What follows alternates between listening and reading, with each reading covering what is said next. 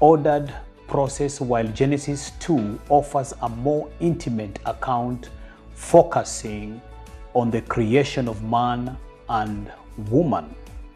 Genesis 3 recounts the fall of both man and the woman, where humanity disobedience results in sin entering the world, altering the relationship between God, humans, and the creation.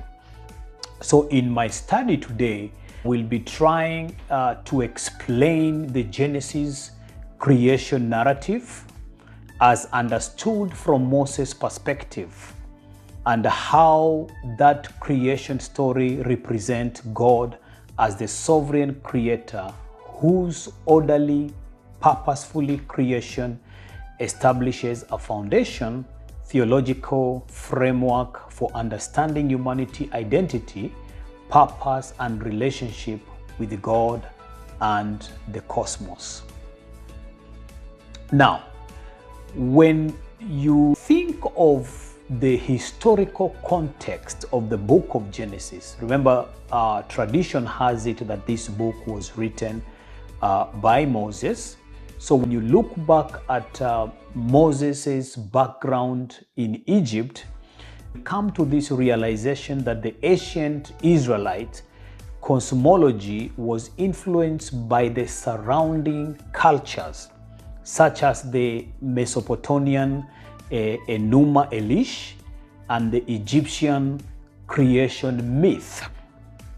These narratives often depicted a chaotic struggle among gods leading to creation, and in contrast, Genesis presents a monotheistic view where God effortlessly speaks creation into existence, emphasizing his sovereignty and intentionality. Victor P. Hamilton observes, the creation account in Genesis 1 is a deliberate polemic against the mythology of Israel's neighbors. It asserts a monotheistic faith in one God who creates by his word, not through struggle or violence. Genesis account also likely served as a counteract prevailing pagan myth, asserting distinctiveness of Israel's God. The narrative audience would have been ancient Israelites, reinforcing their covenantal identity and God's supreme authority.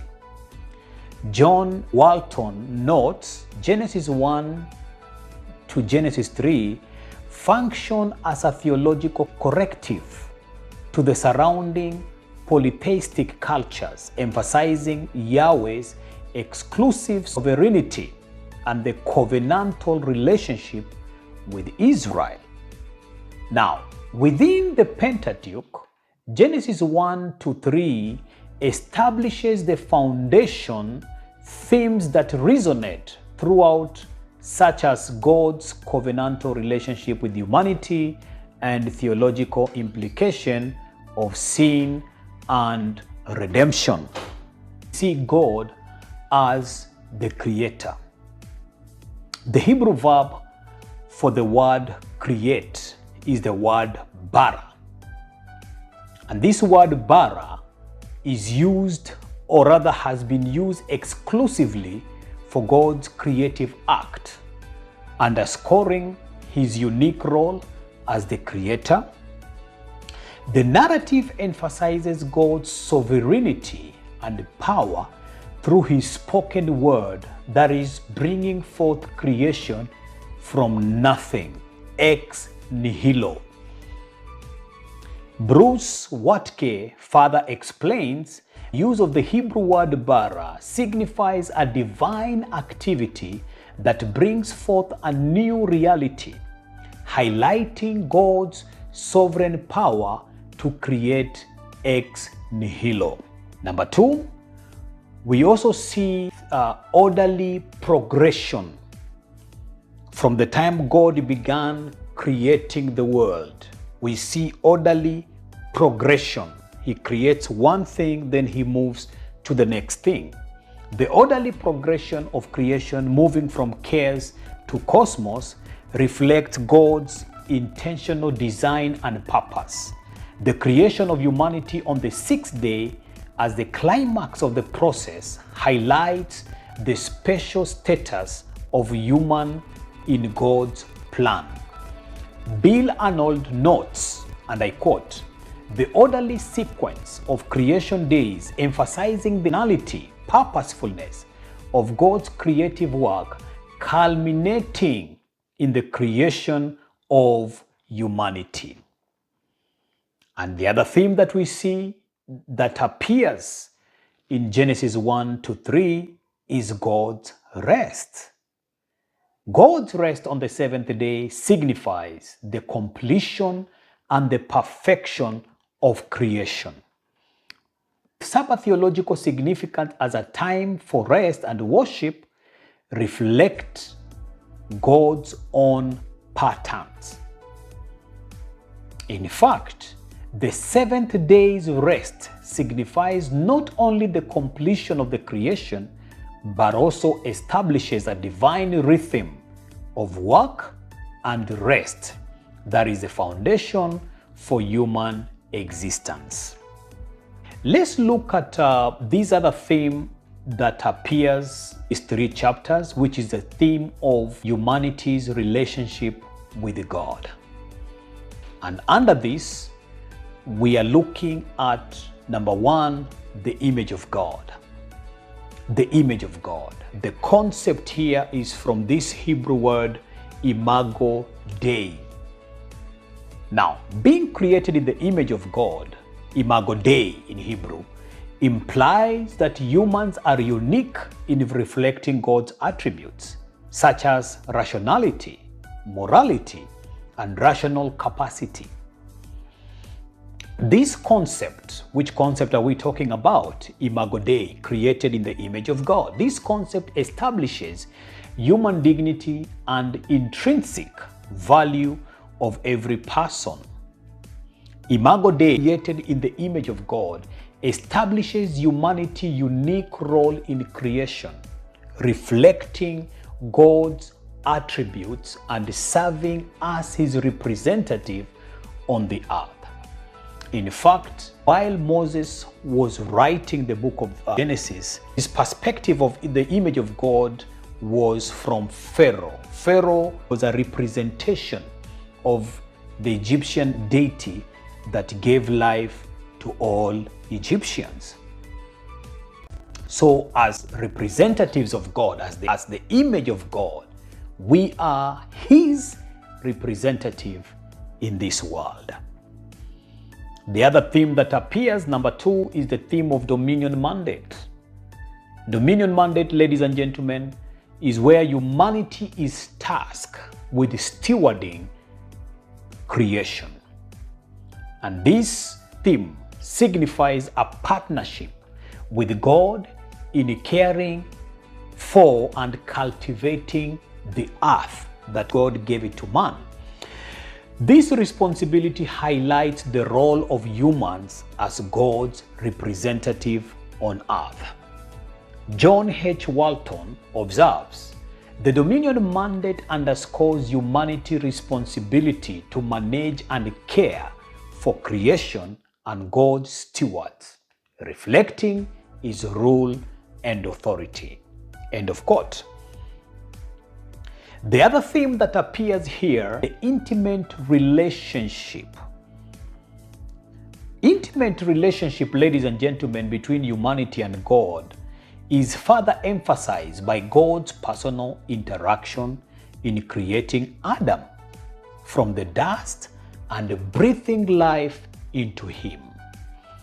This act portrayed a close covenantal relationship between God and man.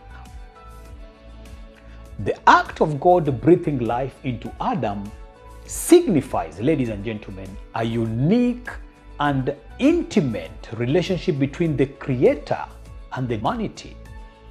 It emphasizes the covenant aspect of this relationship. Okay? Another theme that I want us to look at, theme particularly appears in chapter 3, is the fall of man and the consequences of sin. The fall of man and the consequences of sin. So in Genesis chapter 3, we see the introduction of sin, and the narrative of the fall in this particular chapter introduces sin into the world through humanity's disobedience. The serpent's temptation and the subsequent eating of the forbidden fruit illustrate the desire and the consequences of rebelling against God's command. The fall narrative, ladies and gentlemen, illustrates the devastating effects of sin, highlighting humanity's disobedience and its catastrophic impact on the created order. What was the immediate consequence of what Adam and Eve did in Genesis chapter 3? The immediate repercussion of sin included shame, fear, and a broken relationship between human and the divine, and between each other. The curse pronounced by God affected all aspects of the creation, introducing pain, toil, and mortality. Walter Brueggemann comments, and I quote, "The consequences of the fall are far-reaching, affecting every aspect of human existence and creation itself, underscoring the gravity of sin." Underscoring the gravity of sin. And this leads us to the next theme that we also see in the same chapter, theme number 3 in chapter 3, that is the promise of redemption. So, ladies and gentlemen, despite the sovereignty of the fall, God's promise of redemption is embedded in the curse on the serpent, hinting at a future victory over evil. That is Genesis chapter 3, verse 15. This proto-evangelium foreshadows the coming of Christ and the restoration of the creation. The promise embedded in the curse on the serpent foreshadows the ultimate victory over sin and evil through the promised Messiah.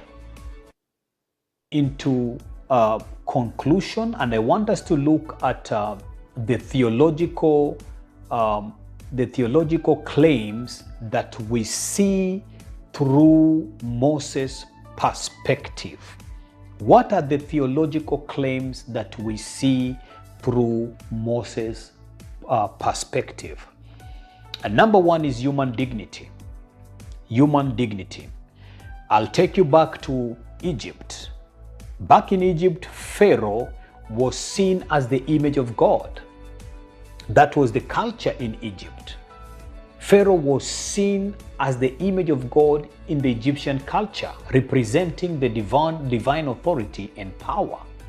Moses, however, democratizes this concept, asserting that all humans are made in God's image, thereby establishing universal human dignity and value.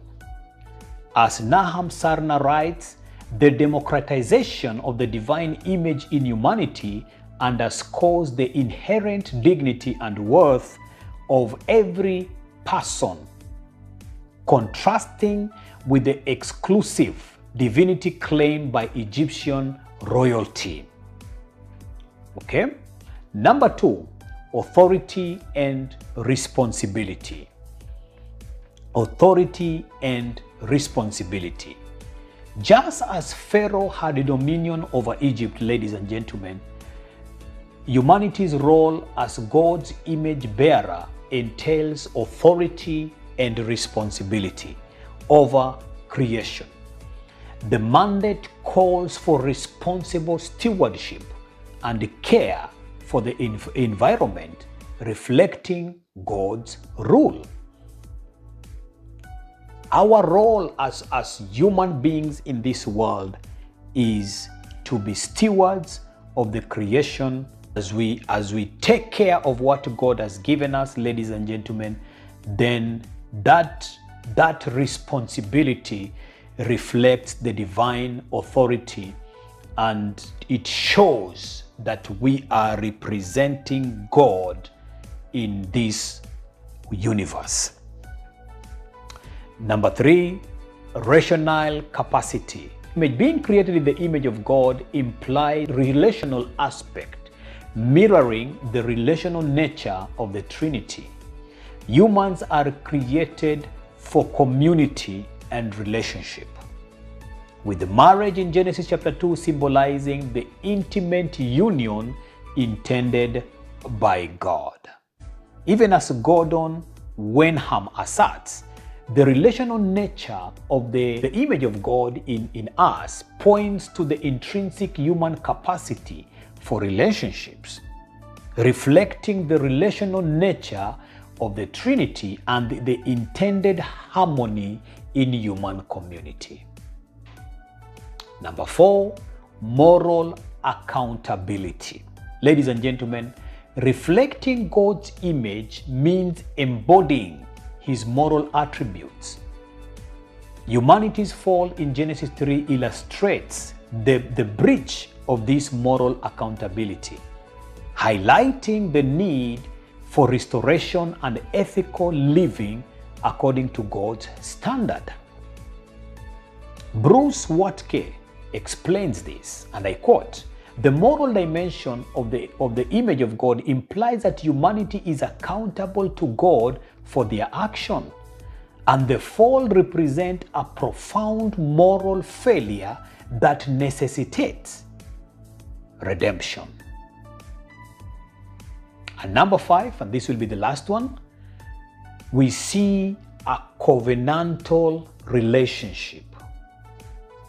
The concept of the image of God, imago Dei in Hebrew, this concept underpins the covenantal relationship between God and humanity.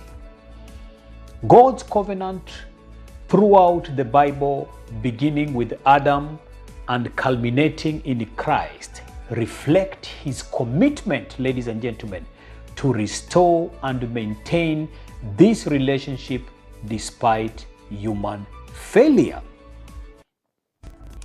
Bill Arnold notes, and I quote, "The covenant framework of the Bible is rooted in the creation narrative, where the image of God establishes a foundation relationship between God and humanity, which God continually seeks to restore." Therefore, as I conclude, ladies and gentlemen, it is important to point out that the creation account in the book of Genesis chapter 1 to 3 has really demonstrated that the creation narrative represents God as the sovereign creator, whose orderly and purposeful work establishes foundational, theological, about humanity identity and relationship with God. We have seen the theological themes that appears in these 3 chapters. We have seen the theme of being created in the image of God. We have seen the dominion mandate theme.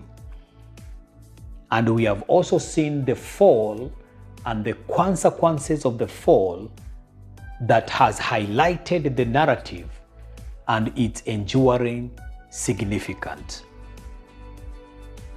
And we have come to this conclusion, ladies and gentlemen, that the creation narrative's rich theological insights offer a profound understanding of God's character and purpose.